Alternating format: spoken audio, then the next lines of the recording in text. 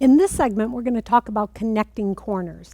Connecting corners is a technique of adding triangles to the corners of the block. You'll see this often done in quilts to make a lot more interesting. So these blocks are what we would call a snowball block. The idea is that you're going to fussy cut a fabric, and then you're going to put the triangles on the outside corners, creating an octagon. These blocks are a square and a square. You're going to start with a smaller square in the middle, and then, a large square in the middle, and the 4 smaller squares on the outside edges, creating a square in a square. This block is a flying goose. This technique is oftentimes used in flying geese, and later on I'm going to show you a different technique for doing flying geese that I think is a lot easier. In this block, the square in a square technique is going to be used on this center block, where we have a square in a square. So we're going to base this on a 4-inch finished block. Over here, I'm going to start cutting my fabrics. These are the 2 fabrics that I've chosen. The green fabric is going to be my focus fabric in the middle, and the blue fabric is going to be the half square triangles. So we're going to start by cutting a 4.5-inch strip of my center fabric, lining up a horizontal line of my ruler on the fold of the fabric, keeping my fingers just inside the edge of my ruler and pushing down and toward the ruler at the same time. I've got a clean cut. Now I can spin my fabric around, and now I'm going to make my measurement. My measurement is 4.5 inches. I'm going to line up 4.5 inches on the vertical side of the ruler and make my cut. Now I need to cut these into squares. I'm going to try and do it the fastest way possible. So I'm going to keep my fabric folded so that it's 4 layers of fabric. I'm going to square off on the edge showing the selvage, again lining the horizontal line up, and cut. Turning the fabric. Now I can cut 2 4.5-inch square segments, lining up the vertical side and the horizontal side. So I can really double check myself, making sure that everything I'm making is square. Oh, and measure 3 times and cut once. I almost cut that totally the wrong size. So let's try that again. 4.5 inches. And 1 more. So I'll have 8 4.5-inch squares. So if these are cut 4.5 inches, the triangles on the outside edges need to be cut from a 2.5-inch square. So the same idea. I'm going to line up horizontal line of the ruler on the double fold of the fabric, cut my square edge, and turn it. And this time I'm going to cut 2 strips because I'm going to need a lot of those little a lot of the little squares to go around.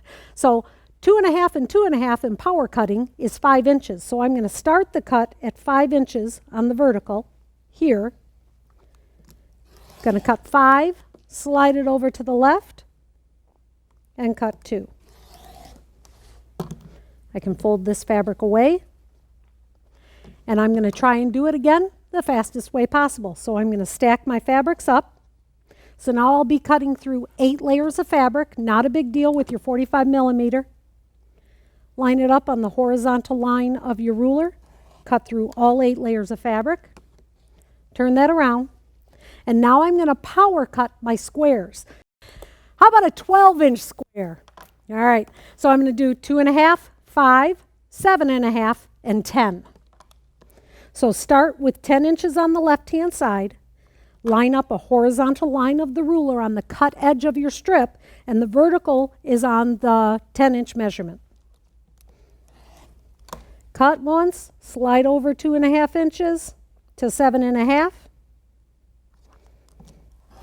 Cut, slide over to 5.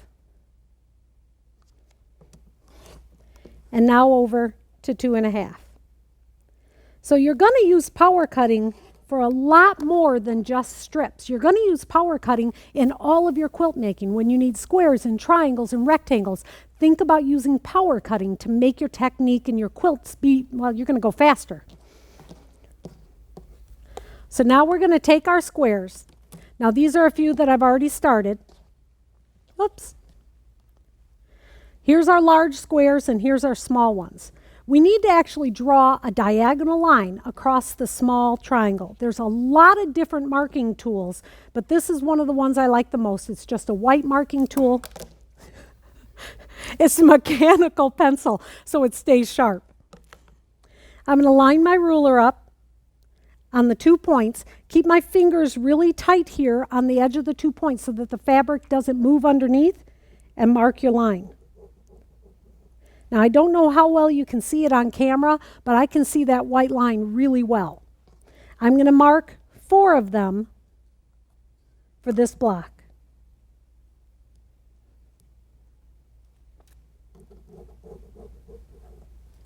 One thing I like to do, but I didn't bring my tool today, is to actually use a fine grain sandpaper underneath the surface so that when you're actually marking with your pencil, the fabric won't wiggle when you're marking. It does make it a lot easier to mark it.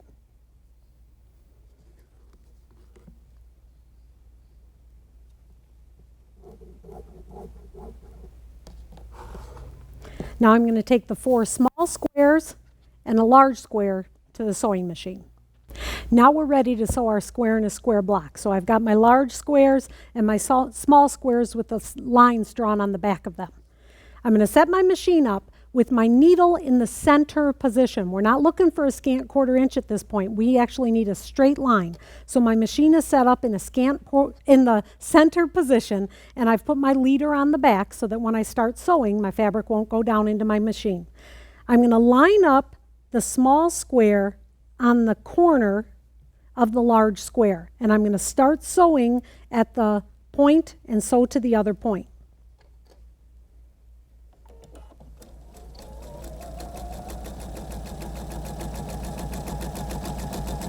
When I get near to the end, I'm going to stop a few stitches off the end, and I'm going to get my next block ready.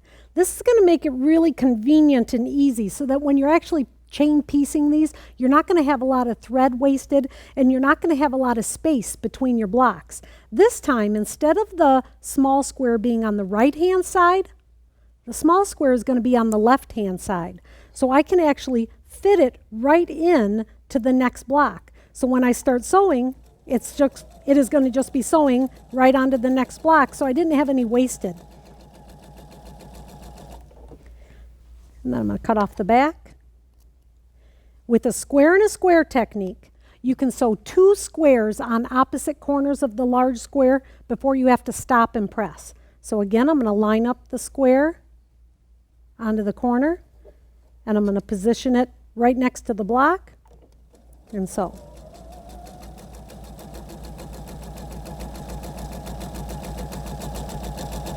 Stop at just a few stitches from the end, clip off the back. I'm going to line up this square again on the opposite corner that I already sewed and continue.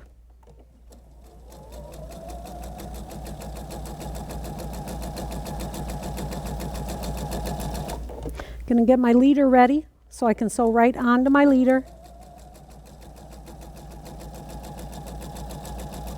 So it'll be ready to sew the next time. So now I have 2 squares sewed, the small squares sewed on either side of the large block. Now it's time to trim them. I'm going to trim it with about a 1/4 inch seam allowance off the edge.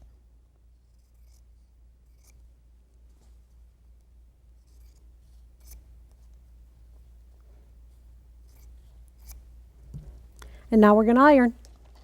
Setting our seam first, flipping up the triangles to the outside of the square in a square. And next.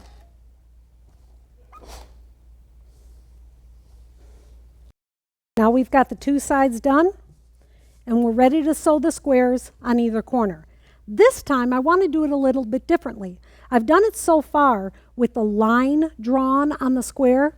Sometimes that just takes too long, and I want to go a little bit faster. So instead of drawing a line on the back of my square, I actually will take a piece of tape and run that piece of tape right off the center of my needle. So if I were to have taken my ruler, set my ruler right next to my needle, lined it up so it was really square with my edge of my machine, and then line that edge of the tape right here coming off the ruler. Now I'm going to use that as my line instead of drawing the line. So I'm going to position the small square into the top corner. Now when I start, I'm going to start at the very point of that small square and so on and stop.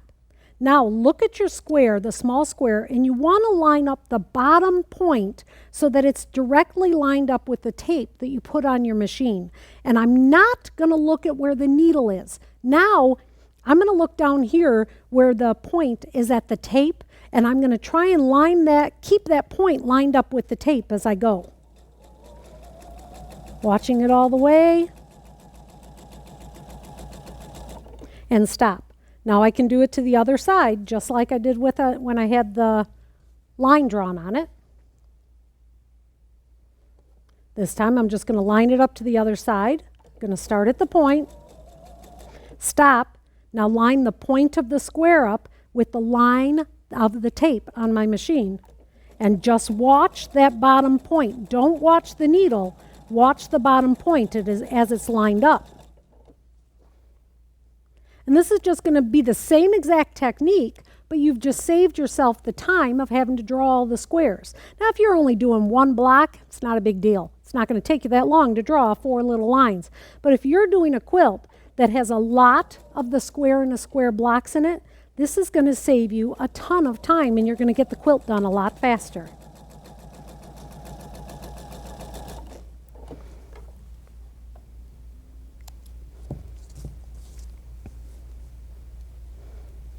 Oh, this one actually already has a line drawn on it.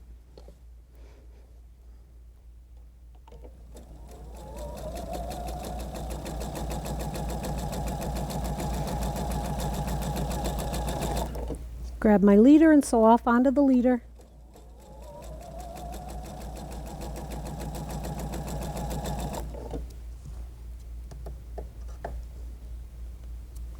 And then again, I'm just going to cut these outside edges off with about a scant 1/4 inch.